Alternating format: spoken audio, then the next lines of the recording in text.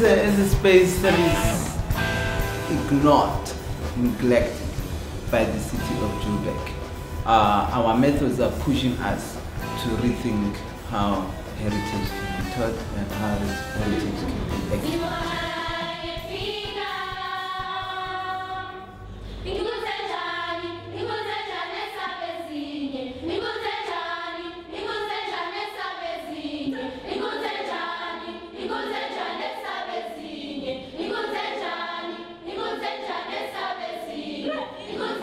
What we have today is what we call 56 years to the Treason trial. In other words, 2012 marks 56 years since 156 leaders of liberation movements were tried for treason right here in this very same space. And also, you guys should know from the introduction that those leaders, some of them formed themselves into a choir called the Drill Hall Choir.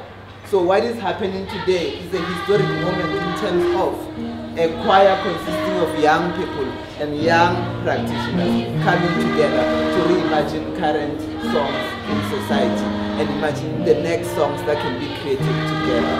It's not easy to speak about history to kids, especially. It's a boring subject, it's a very boring subject, but it's how we approach the subject of history. What are people coming here for? If back in the day it was mostly about the mind.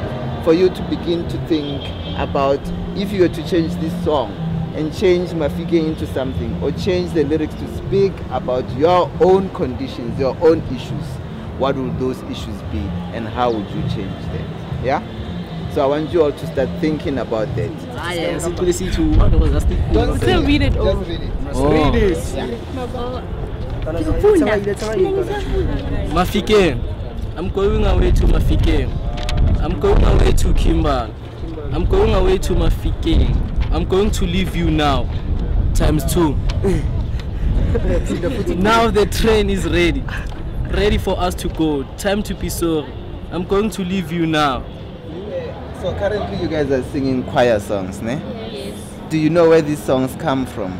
Your Mafike, your Arise and Shine and all of that. Do you know where they come from? Mafike, the other one comes from Mafike. The train was ready for him to go, and then he didn't have time to say goodbye to his or her friends. The person could have been coming from the rural areas to here in Johannesburg to come and work in the mines. Which rural areas? Because there are mines in Mafike and there are also mines in Kimberley. So because people are going to see their families and stuff like that. I'm going away to Kimberley. I'm going away to Mafike. I'm going to live now. It's a choir song. It's sung by all the choirs in high school. They compete with it. But that song has a history. It was written by somebody in a time, or a group of people in a time, speaking about an issue. Now, what we're trying to do is to get this choir, the youth, to think about the song that they're singing, where it comes from. But at the same time, working with the history class, where they have assignments such as go and research a heritage and explore its origins, how it has changed over time, and what it means, and why it should be preserved. So the history class, for example, are being tasked or challenged to research this song. As the choir is reinterpreting it with the band, the history class is researching it. Not exploring its origin, but also observing how it's been changed.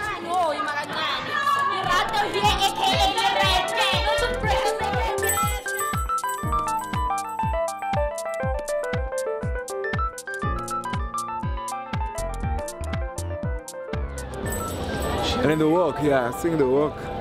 Because Freedom College, Delver Street, went for a couple of blocks after Park Central, and you pass a crazy clothing market there. There's like a whole lot of cops, hawkers, parked taxis and cars, passing by us, just like dense and chaotic, you know? So we walk the kids among all this chaos, and imagine it's already dense, and you add 50 kids to that dance, it's like overpopulated. But the nicest part is like a performance, because these people never seen a group of blue uniforms just walking back and forth for like weeks on end, you know? So it was an interesting intervention, but at the same time, people are disrespectful of kids in uniform. Some of them say vulgar words to them, especially the girls, you know? It just gives you a social perspective of the innocent. And what do you think of what you're trying to do with the choir? Because since you guys started, you never played with a live band before, yeah? Yes. This is the first time. Are you guys comfortable with the changes we're trying to make? Yes. And we're gonna take it. We're gonna take us places. And we're happy.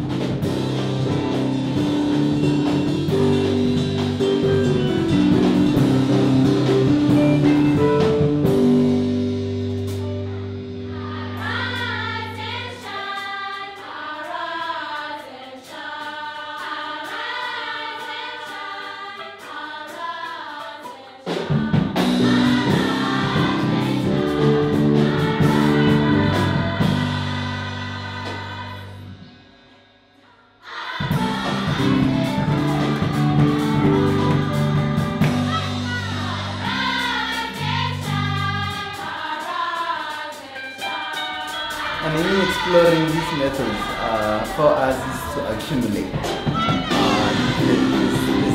There's value in that because you have multiple perspectives of the same story or event.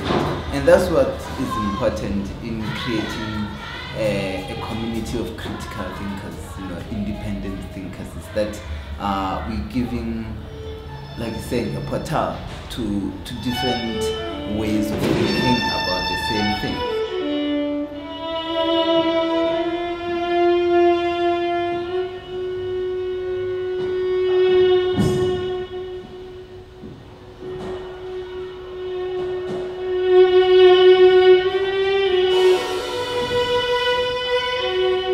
I was actually rehearsing down the road, and I'd heard the band, and I was just like, wow, you know, they sound incredible. And so then I came up here, I wanted to know where this was coming from. And I met Mincy, because I was like, wow, working with, how old are they? High school kids? Ish, you know? And so I went, I came, and they're loud of me. I fell in love with them, and I was like, yes, okay, of course I'm coming back. And after you've come through, you've done your job, and then it's like, yes, I'm hot, if you're a man. And if it's a lady, it's of course I'm gorgeous. Yes?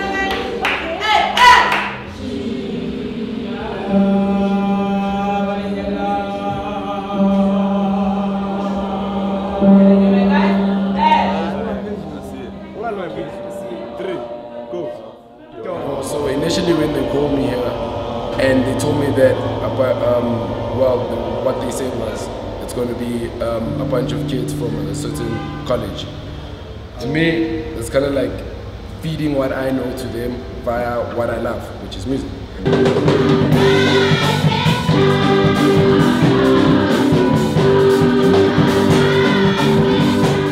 Young kids, they have stories to tell, and the idea that children are meant to be seen and not heard, I personally think is absolutely false.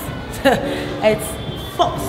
And I think that there's so many interesting stories and so many, things to learn. There's these pearls and gems of like wisdom that you can pick up from a child, which may be worded in a very young way, but that doesn't necessarily mean that it's less wise or it's less insightful.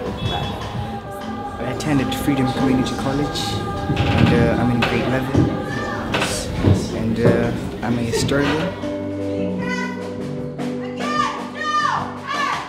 In class, we were asked, we're actually on the South African history, and we were doing the defiance campaign, the armed struggle, the treason trials. And our purpose for being here today was to actually aid from a primary source, which was Mrs. Lynn, Carneson.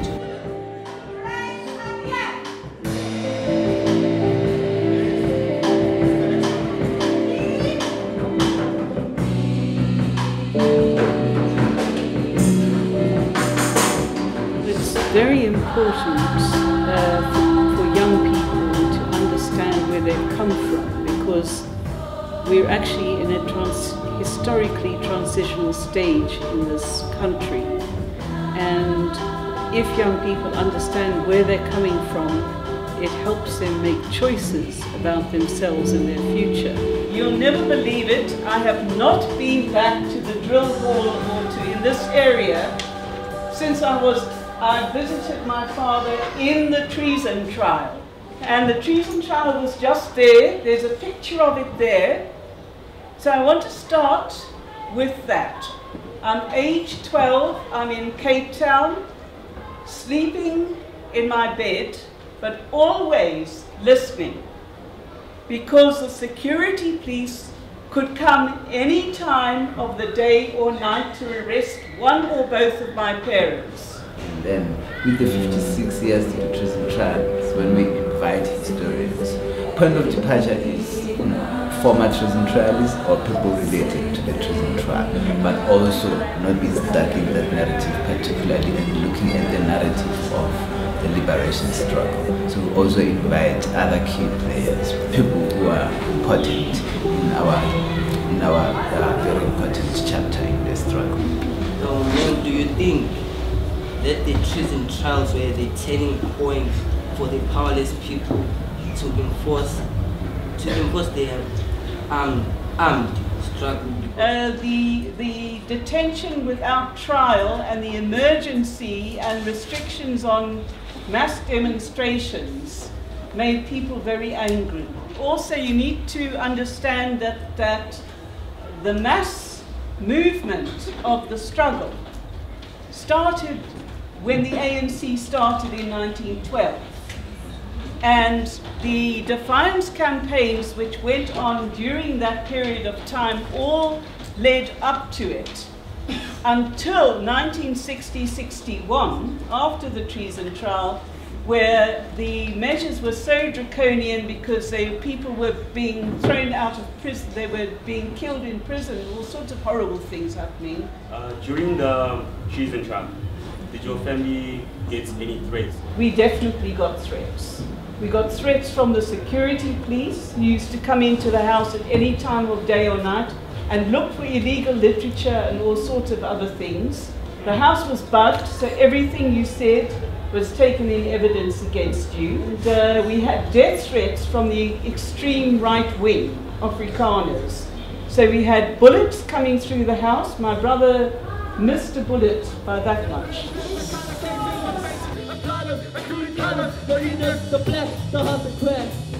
He says, solitude, being on my own, has made me criticize myself. I hope I'm not being too harsh with myself. Now he's saying strength and weakness are opposite poles in the dialectics of human living.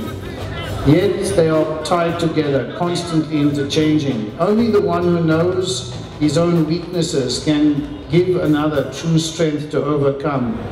I guess my message to you is what I see you doing or beginning to do now in your structures here. If history is a weapon and a tool, take it, learn how to use it, and use it the way you need to.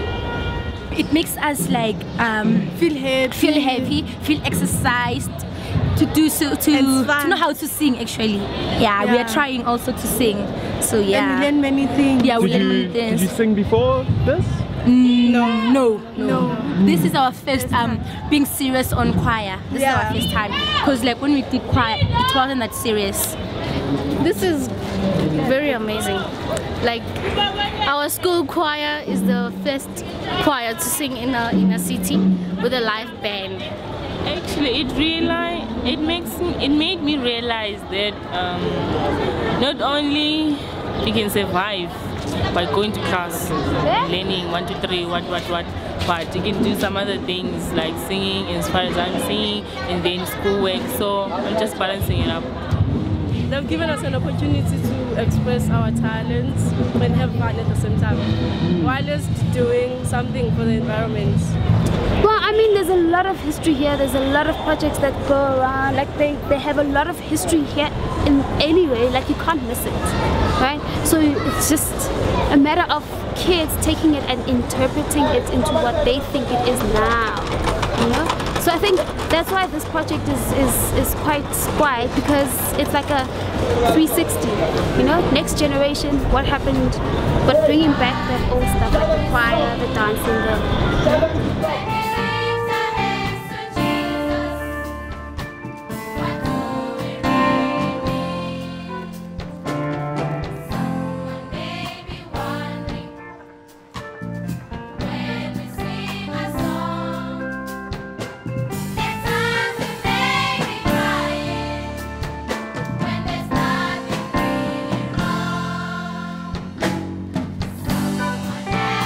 So you can see there's a lot of blue going on, there's like clouds, and it's gonna stay like that until tomorrow morning, where there's gonna be a huge thunderstorm and we're gonna sleep.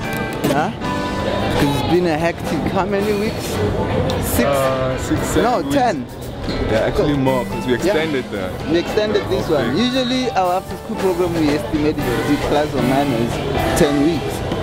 So this time around it took us longer. Like, you know, this one really pushed us.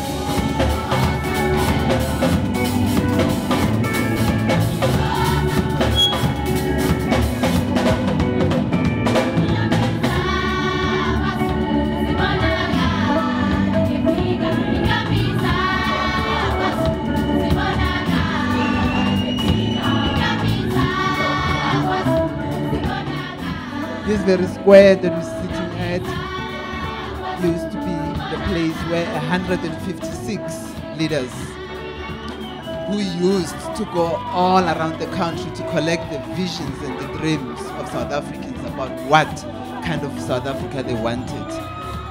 In 1955, they put together what was called the Freedom Charter. A year later, they were arrested and they were tried here for treason, for wanting to change this country for the better. So it is historical today that we have young voices thinking about freedom, thinking about the Freedom Charter and what it means today. We believe at Keleketla Library that with talent and art, we can build voices. So if young people could know how to dance or sing, therefore they can write and express their own dreams and visions in the language that they know best. We believe that education is not only in the classroom, it happens right now with young voices. These things should be accessible. Every child should be able to have that opportunity. And some people are blessed in different ways. You know, some people will have the talent for it, others won't. But then I should be able to ascertain that by every child coming through. And we believe that it is something that can be easily replicated, because really it just takes putting together young thinkers who imagine solutions. Huh? So, for example, because every time we had a public meeting